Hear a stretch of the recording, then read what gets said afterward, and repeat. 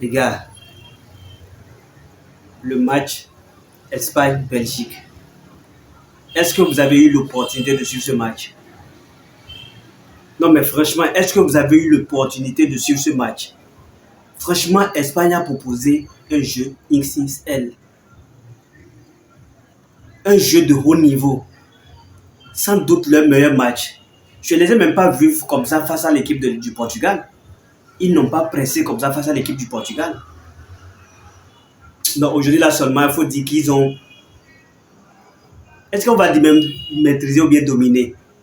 Ils ont largement même dominé l'équipe de la Belgique. Franchement, il n'y avait pas match. Je ne vois même pas l'équipe de Belgique passer. Si l'équipe de Belgique gagnait cette équipe de l'Espagne, non, franchement, le football est vraiment miraculeux.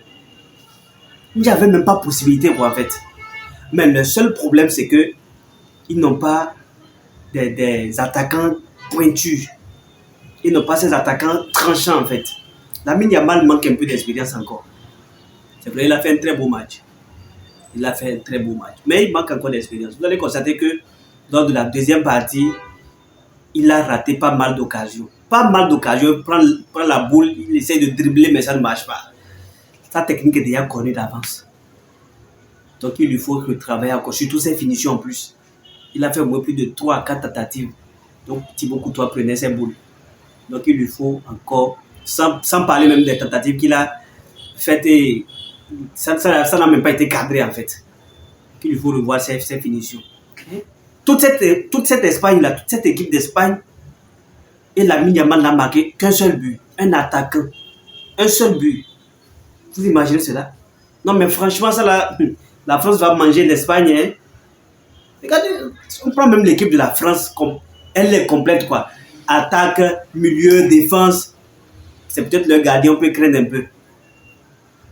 À voir ce qui s'était passé à la Ligue des Nations, on peut le craindre un peu. Mais ici maintenant, il s'agit d'une Coupe du Monde. Donc les réalités changent en même temps. Les réalités changent en même temps. L'équipe de l'Espagne actuellement, si on la prend, le gardiennage, ce n'est pas mal encore pour l'instant. La défense, parfaite. Le milieu, sans doute le meilleur milieu actuellement de cette compétition. On a Rodri, Pedri, Dani Olmo. Il y a pas mal de milieux quand même dans cette équipe de l'Espagne. Et ça, c'est déjà un bon signe. Mais l'attaque est à revoir.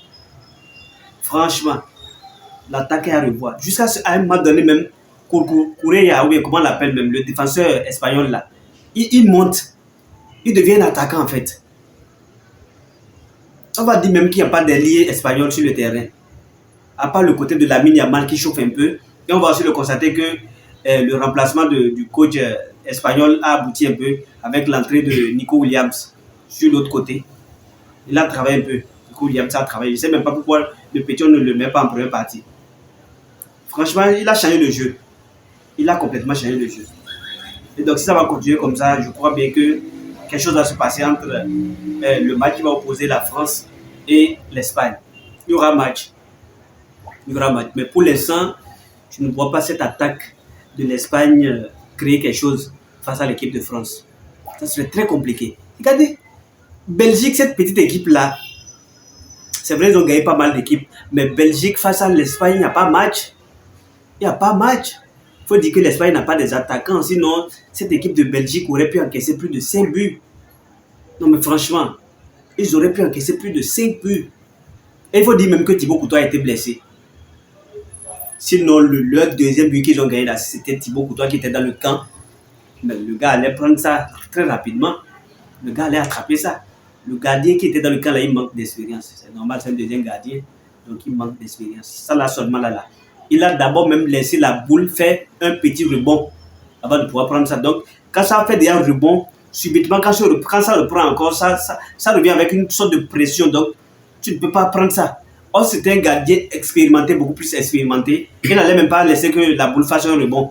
Il allait prendre ça en même temps. Ouais, non. Donc c'est ce qui a fait qu'ils ont encaissé ce deuxième but bête là. Je dirais même un but bête.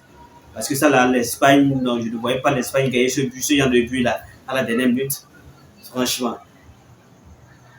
Il y aura match quand même. Donc on attend impatiemment le match tant attendu par tout le monde.